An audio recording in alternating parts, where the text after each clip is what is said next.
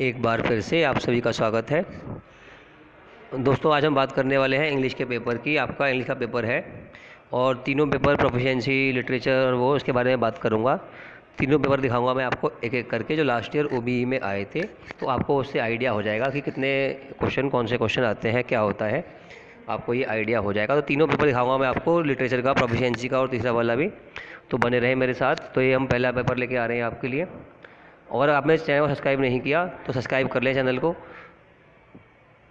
ये question last year आया था आपका, पूरा पेपर दिखा रहा हूँ मैं आपको, ठीक है। इंग्लिश लैंग्वेज थ्रू लिटरेचर, ये पेपर का नाम है। बीकॉम और बीए का कॉमन पेपर है ये। और इसमें क्या है, 3 अनसीन पैसेज लिखा हुआ है आपके पास। Question 1 and 2 are based on passage 1, 3 and 4 are based on passage 2, 5 and 6 are based on passage 3। तो 3 क्वेश्चन हो गए, तीनों बेस है पैसेज के ऊपर। ये पैसेज नंबर 1 है, ठीक है। एक पैसेज जो है वो 25 नंबर का है आपका, और 3 पैसेज 75 मार्क्स के हैं।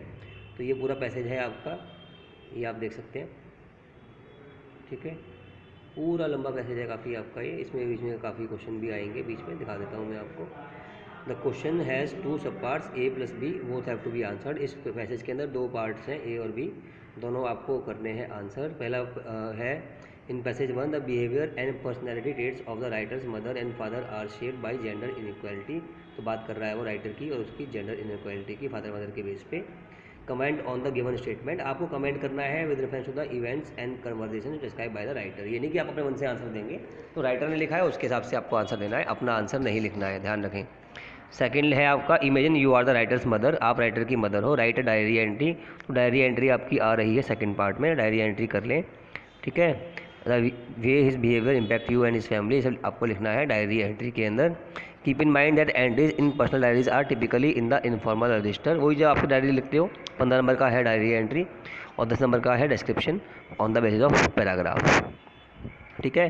तो पहला हो गया क्वेश्चन खत्म। अब आगे हम सेकंड क्वेश्चन पे, फिर से 2 पार्ट हो गए, ए और बी, ठीक है। अब वो बोल रहा है आपसे, in passage 1 the writer describes her parents, their character, personality traits and behaviour. Based on this descriptions assess how she feels about her mother, कि जो वो आपकी मदर के बारे में क्या फील करती है। And reason she offers her mother's behaviour, the adjective she use to describe her views about her parents relationship. मतलब पूरी बात आपकी जा रही है उसी पैराग्राफ के ऊपर जो आपने पढ़ा है ऊपर, और उसका आंसर आपको लिखना है 10 नंबर के अंदर। और सेकंड पार्ट फिर से वही है, imagine you are the writer and you have to write a biographical note on your father, और आपको अपने फादर के ऊपर लिखना है बायोग्राफिकल नोट। तो ये आपका एक नोट आ गया, बायोग्राफी आ गई, ये है 15 नंबर की, ठीक है। तो बायोग्राफी आ गई, एक डायरी एंट्री आ गई और 2 क्वेश्चन आ गए आपके पैराग्राफ के ऊपर। अब ये पासेज 2 आ गया आपका, ठीक है। ये पासेज 2 है आपका, ये पूरा देख लो, लंबा है ये भी, ठीक है। डायलॉग्स हैं इसमें काफ़ी, फुल डायलॉग चल रहे हैं यहाँ पर। अब इसमें फिर से क्वेश्चन आ गए आपके, पार्ट्स आ गए फिर से। इन पैसेज 2 जो हम बात देखा अभी हमने, what are different attitudes of character of Anarkali, Anarkali के डिफरेंट कैरेक्टर्स शेड क्या है पूछ रहा है आपसे, ठीक है। फिर कह रहा है आपसे वो, would you say the class gender of the various characters make them respond differently, frame your answer quoting words phrases और स्टेटमेंट फ्रॉम द पासेज, ठीक है। तो आपको ऊपर के पैराग्राफ के बेस पे ये आंसर लिखने हैं, तो ये तो इजी है आपका। सेकंड फिर से बोलेगा आपसे, imagine you are Uma from the dramatic extract है, write an entry for your research journal. अब यहाँ डायरी एंट्री नहीं है, एक रिसर्च जर्नल के अंदर एंट्री है। रिसर्च के अंदर कैसे आप लिखते हैं उसके बारे में है, तो आप जनरल एंट्री भी रिसर्च के अंदर कैसे करते हैं वो भी आप देख लें, डायरी एंट्री भी देख लें, बायोग्राफी भी देख लें। अब नेक्स्ट क्वेश्चन आ गया आपका, in the dramatic extract passage 2 Uma is seen in 2 different context and spaces, describe her behaviour in each of this spaces and differences you observe, analyse how the character respond to Uma. तो choice मिल रही है आपको इसके अंदर, अच्छी बात है। 15 number 10 number के मिल रहे हैं आपको, चॉइस भी अच्छी मिल जा रही है आपको, ठीक है। सेकंड में क्या बोल रहा है आपसे वो, keep in mind the existing characteristics and completing the plot, क्या बोल रहा है आपसे, use dialogue and stage direction to develop the plot further. इस सेकंड पार्ट में क्या बोल रहा है वो, आपसे शॉर्ट स्टोरी या प्लॉट को आगे की बात कर रहा है कि आगे क्या बात हुई होगी, आगे क्या कहा होगा, उसके बारे में आपको बोल रहा है वो, ठीक है। डायलॉग पुराने वाले और पुराना जो स्टेज चल रही है वो आपको ध्यान में रखनी है और बताना है कि क्या आगे हुआ होगा। 15 नंबर मिल रहे हैं उसके। थर्ड पैराग्राफ फिर से आगे, काफ़ी लंबा है, इसको मैं ज़्यादा डीप में नहीं जा रहा, सीधा क्वेश्चन में आपको खाली पैटर्न दिखा रहा हूँ एग्जाम कैसा आ रहा है। तो ताकि आपको आइडिया हो जाए, ठीक है। तो from your reading of passage 3 what idea of relative roles and status of brides and groom family do you get from the passage from your answer in 250 से 300 वर्ड्स, ठीक है। तो आपने पूरा पैसेज को पढ़ के इसके बारे में आंसर लिखना है और हर किसी में यही हो रहा है। Assuming the narrator's dad calls the Gulatis write a dialogue between them. अब डायलॉग लिखने के लिए कह रहा है वो दो लोगों के बीच में 15 नंबर के अंदर। नेक्स्ट है इसी का चॉइस में, who is the narrator in passage 3, narrator कौन है पैसेज 3 में। How does the narrator view the hotel and it's staff, सारी बातें ये कर रहा है आपसे, तो ये सारा आपका पैराग्राफ बेस पे क्वेश्चन है ये। नेक्स्ट में आपसे बोल रहा है write your feelings of the scene described in the passage, you may write using essay, novel और डायलॉग फॉर्मेट। आपको एसे राइटिंग, नॉवल राइटिंग और डायलॉग राइटिंग करनी है थर्ड पैसेज में।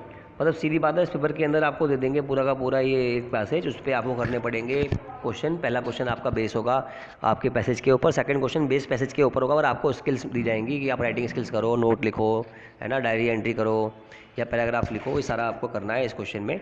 तो ये था आपका paper English language through literature का।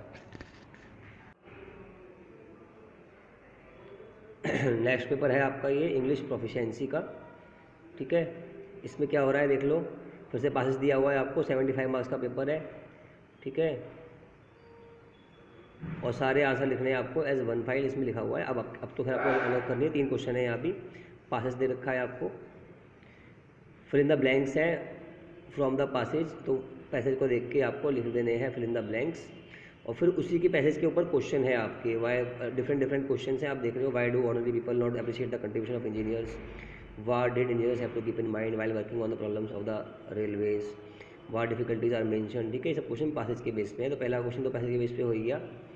सेकंड में फिर पैसेज आ रहा है पूरा आपका लंबा चौड़ा पैसेज है फिर से, और आप जाएंगे आगे देखेंगे राइट ट्रू और false again the following sentences. तो उसको पढ़ के पैसेज को पढ़ के आपको देने हैं ट्रू और फॉल्स के आंसर, और फिर आपको क्वेश्चन दोबारा से देखो आगे पैसेज के ऊपर। तो ये जो पेपर है आपका कौन सा वाला है, ये इंग्लिश प्रोफिशिएंसी का, इसमें भी पैसेज आ रहे हैं आपके, और सारा पेपर ये पैसेज के बेस के ऊपर है। क्वेश्चन आंसर पैसेज में से ही पूछे जा रहे हैं, एक क्वेश्चन 10 नंबर का, एक क्वेश्चन 15 नंबर का, और सेंटेंस को कंप्लीट करने के लिए भी आ रहे हैं। आपको यूज़ करने हैं पैराग्राफ फ्रॉम द अबव, ठीक है। ये फिल इन द ब्लैंक्स आ गए फिर से। अब जो सेकंड पार्ट में हम जा रहे हैं, बी में लिखा है write a job application in response to the following advertisement for the post of train graduate teacher that appeared in Indian express. तो ये आपका आ रहा है जॉब एप्लीकेशन, और ये आ गया है आपका 15 नंबर में। तो how to write a job application ये आपको सीख लेना है। फिर से आपका आ रहा है पासेज के अंदर, फिर से आपको यूज़ करना है करेक्ट वर्ड्स और फार्सेस फ्रॉम द केवन दे रखे हैं नीचे ये। तो आपको यहाँ क्या आ रहा है, आपका ये ग्रामर आ गई है आपकी, तो ये आपको करनी है। The strike was called off आता है इसके अंदर, I will get over all my difficulties. तो ये सारे के सारे आपको चुनने हैं उससे सही आंसर, ठीक है। Complete each sentence by selecting the correct word. तो करेक्ट वर्ड यूजिंग ग्रामर है ना, ये सब आ रहा है, ये सब आपको देख लेना है। फिर इन द ब्लैंक्स काफ़ी आए थे पिछली बार, तो ये देख लो आप, ठीक है। बट, बिकॉज, इफ, सो, ये सारे यूज़ कर रहे हैं आपको यहाँ पे।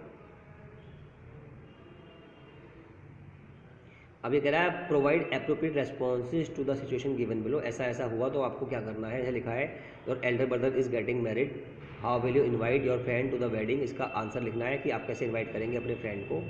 Your friend Shama invites you for a movie, your exams are near so you don't want to go, how will you decline. मतलब 2-2 लाइन के अंदर आपको आंसर लिखना है इन सबका। अपना स्टेटमेंट लिखना है, जैसे मैंने बोला कि I am having my examination so I can not come, sorry and thank you for the invitation. ये आपका सेकंड पेज का आंसर हो जाएगा सेकंड का। फर्स्ट में लिख सकता है कि my brother is getting married so I need your presence, please do come, ये पहले का आंसर हो जाएगा। तो ऐसे करके आपको आंसर लिखने हैं।